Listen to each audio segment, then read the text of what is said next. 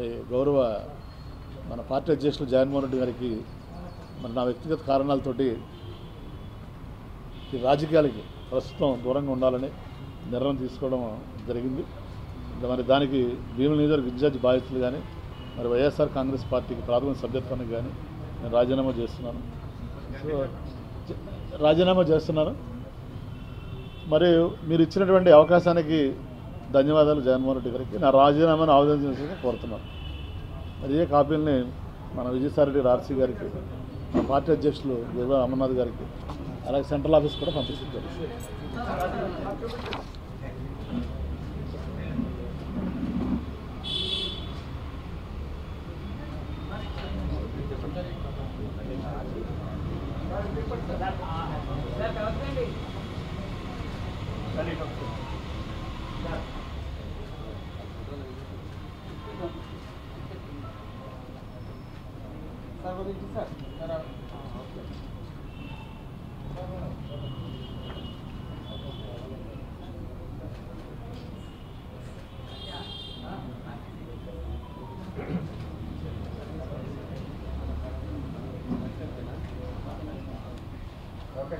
ఓకేనా?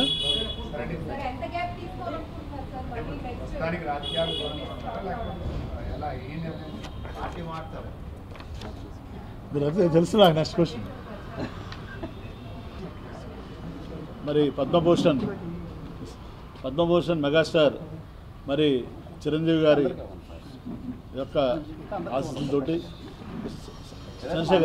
చంద్రశేఖర్ మరి వారి యొక్క ఆశీస్సులతోటి మన 2009లో రాజకీయాల్లో రావడం జరిగింది మొట్టమొదటిసారిగా. మరి రాగానే భీమిలి నుంచి ఎమ్మెల్యేగా ఎన్నుకోవడం జరిగింది.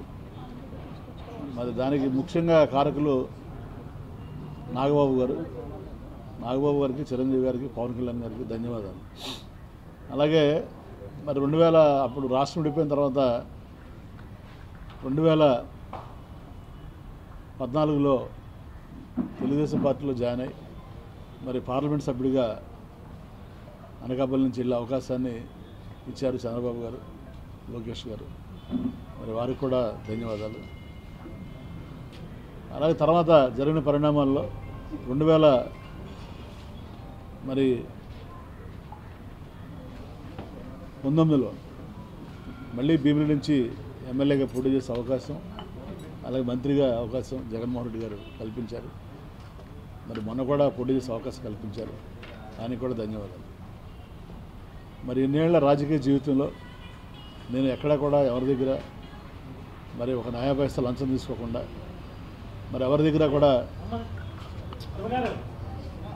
ఎలాంటి అవినీతికి కానీ ఎలాంటి ఆరోపణలకి పాల్పడకుండా, మరి ఎలాంటి రాగద్వేషాలు కానీ, ఎలాంటి అవినీతి కానీ, బంధుప్రీతి కానీ, అశ్రిత పక్షపాతం కానీ లేకుండా నా శక్తి మేరకి భగవంతుడు నాకు ఇచ్చిన అవకాశాన్ని, ప్రజలు నాకు ఇచ్చిన అవకాశాన్ని, మరి పార్టీలు నాకు ఇచ్చిన అవకాశాన్ని చిత్తశుద్ధితోటి, నిజాయితీతోటి నేను పనిచేసి నా నిజాయితీని నిరూపించడం జరిగింది.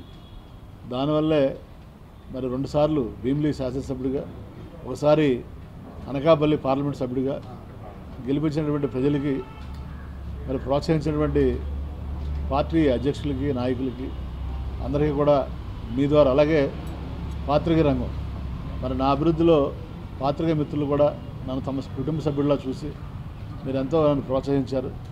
దానికి మీకు, పాత్రికేయులకి, అధికారులకి, ప్రజలకి, పార్టీ నాయకులకి పేరు పేరున, ఎందుకంటే అందరూ ఉన్నారు నా ఆత్మీయులు అన్ని పార్టీలు కూడా, వారందరికీ కూడా పేరు పేరున హృదయపూర్వక నమస్కారాలు, ధన్యవాదాలు తెలియజేస్తున్నాను.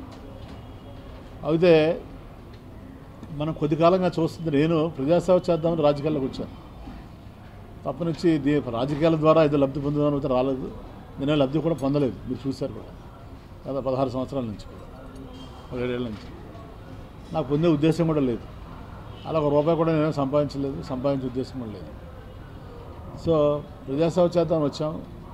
అది మనం అనుకున్న కొన్ని చేయగలిగాము, కొన్ని చేయలేము, అది సహజం ఎక్కడైనా. కాకపోతే మొన్న జరిగిన ఎలక్షన్లో కొంచెం చాలా బాధ కలిగించింది. ఎందుకంటే 5 సంవత్సరాలు ప్రజల మధ్యన ఉండి 7-8 గంటల రోజుకి గడప గడపకి తిరిగి మరి సుమారు 3,70,000 ఓటర్లు ఉన్నారు భీమిలి నియోజకవర్గంలో. మరి 3,70,000 ఓటర్లలో కనీసం నేను 3,50,000 మందిని టచ్ చేశాను. మరి సేవ చేశాం, 8 గంటలు తిరిగాం. తర్వాత ప్రతి ఇంటికి ఏదో లబ్ధి చేకూర్చాం. అంటే వైట్ కార్డు హోల్డర్ ఉన్నది. అన్నిటికంటే ముఖ్యంగా కరోనా టైంలో ఈ జిల్లాకి నేను సింగిల్ మంత్రిగా ఉన్నాను. నాకు కూడా 3 సార్లు కరోనా వచ్చింది. మా కుటుంబ సభ్యులు కూడా కరోనా వచ్చింది. మరి నేను కరోనా కూడా నేను హైదరాబాద్లో ట్రీట్మెంట్ ఇప్పించుకోగలను కార్పొరేట్ హాస్పిటల్లో. కానీ కరోనా కూడా ఇక్కడే ఉండి నేను కేజీహెచ్లోనే ట్రీట్మెంట్ తీసుకున్నాను. అంత నిస్వార్థంగా అంత ప్రేమతోటి నేను పనిచేయడం జరిగింది నాకు ఇచ్చిన అవకాశాన్ని. మరి నా వరకు నేను అయితే 100కి 100 పాళ్ళు న్యాయం చేశాను అనుకుంటున్నాను. కానీ ఏదేమైనా మన ప్రజల తీర్పుని చూసాం. మన ప్రజా తీర్పుని మనం గౌరవించాల్సిన బాధ్యత అందరి మీద ఉంది. సో నేనైతే ఎవరిని బ్లేమ్ చేయట్లేదు. కాబట్టి నేను ఇంతవరకే రాలేదు ఎలక్షన్స్ అయిన తర్వాత. నేను కూడా అబ్జర్వ్ చేస్తున్నాను, మీ టీవీ ఛానల్స్ కానీ పేపర్లు కానీ మేధావులు కానీ అసలు ఎవరైనా సరే ఈ ప్రజా తీర్పు సరే ఎలక్షన్లో ఒకసారి ఒక పార్టీ ఓడిపోతే ఒక పార్టీ గెలుస్తుంది. దీనికి కారణాలు ఏంటి అని విశ్లేషణ చేస్తారా అని. కొంతమంది ఏమో ఈవీఎంలు అంటారు, కొంతమంది ఏమో ఏదో రకరకాలుగా మీ అనాలిసిస్ మీరు చేసుకుంటూ వచ్చారు.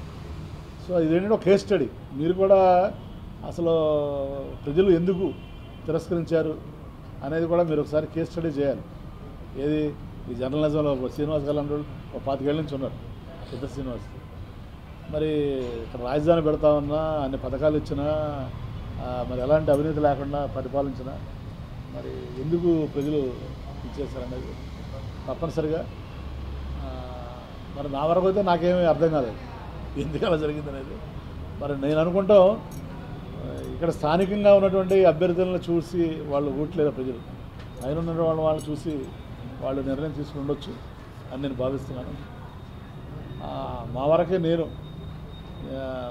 మా పార్టీ కార్యకర్తలు కానీ తెలుగుదేశం కానీ జనసేన ఏ పార్టీ కార్యకర్తలు కానీ నాయకులు కానీ ఇబ్బంది పెట్టలేదు. ఎవరికి కూడా ఎలాంటి భూ కబ్జాలని ప్రోత్సహించలేదు, ఎవరికి ఎలాంటి అన్యాయం చేయలేదు, ఎలాంటి అవినీతిని ప్రోత్సహించలేదు. మీ అందరూ కూడా చూశారు 5 సంవత్సరాలు నేను ఎలా పరిపాలించాను యాజ్ ఎమ్మెల్యేగా యాజ్ మంత్రిగా. కానీ ప్రజలు విలక్షణమైన తీర్పునిచ్చారు, తప్పులేదు. సో ప్రజా తీర్పుని గౌరవించాల్సిన బాధ్యత మనందరి మీద ఉంది.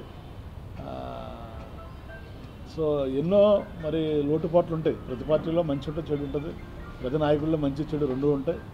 వాటిని విశ్లేషణ చేసుకుని ఆ మంచిని మనం ముందుకు తీసుకెళ్తాం. మన వల్ల తప్పులు కానీ చెడు కానీ ఉంటే వాటిని మరి విశ్లేషణ చేసి రెక్టిఫై చేసుకుని ముందుకెళ్ళడం జరుగుతుంది.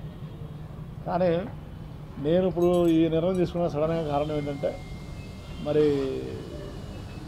ఏ ప్రభుత్వం వచ్చినా కొత్త ప్రభుత్వం వచ్చినప్పుడు ప్రభుత్వానికి కనీసం 1 సంవత్సరం టైం ఇవ్వాలి. మనం 1 సంవత్సరం కూడా టైం ఇవ్వకుండా మనం 6 నెలల నుంచే మనం వెళ్ళి మన ప్రజలను మళ్ళీ ఇబ్బంది పెడతాం, లేకపోతే నాయకులను ఇబ్బంది పెడతాం, కార్యకర్తలను ఇబ్బంది పెడతాం అనేది కరెక్ట్ కాదు అని నేను భావించి నిర్ణయం తీసుకోవడం జరిగింది. ఎందుకంటే ముఖ్యంగా 5 సంవత్సరాలు ప్రభుత్వం అధికారులు ఉన్నా కూడా వైఎస్ఆర్సీపీ పార్టీ కార్యకర్తలు చాలా ఇబ్బందులు పడ్డారు. ఎందుకంటే అంతా వాలంటీర్స్లో నడిపించారు. కార్యకర్తలకి కానీ నాయకులకు కానీ ఏమీ గౌరవం అనేది లేదు. వాళ్ళకి పొలిటికల్గా కానీ ఫైనాన్షియల్గా కానీ. మళ్ళీ అది అయిపోయిన తర్వాత 1 సంవత్సరం కూడా వాళ్ళకి గ్యాప్ ఇవ్వకుండా మనం వెంటనే మళ్ళీ జమిలీ ఎలక్షన్ వస్తుంది, ఇంకొక ఎలక్షన్ వస్తున్నాయి. ప్రభుత్వానికి టైం ఇవ్వకుండా నాయకులు కార్యకర్తలు నలిగిపోయి ఉన్నారు. మళ్ళీ వాళ్ళకు కూడా మనం టైం ఇవ్వకుండా మళ్ళీ రేపటి నుంచి మనం ధర్నాలు చేయండి, ఇచ్చేయండి అని చెప్పడం ఎంతవరకు కరెక్ట్. ఎందుకంటే పార్టీ విధానం అనేది 175 మంది ఎమ్మెల్యేలు 175 ఇన్ఛార్జీలు ఉంటే 175 మందిని కన్సల్ట్ చేసి మన పార్టీ ముందుకెళ్ళాలి కార్యక్రమాలు. అంతేగాని ఏదో మన బ్రిటిష్ గవర్నమెంట్ రూల్ చేసినట్టు. ఇప్పుడు బ్రిటిష్ వాళ్ళు చూడండి, వాళ్ళ డెసిషన్స్ అని అక్కడ తీసుకునేవాళ్ళు, ఎక్కడ లండన్లో తీసుకుని ఆ డెసిషన్ మనకి పంపిస్తే ఇంప్లిమెంట్ చేసేవాళ్ళు.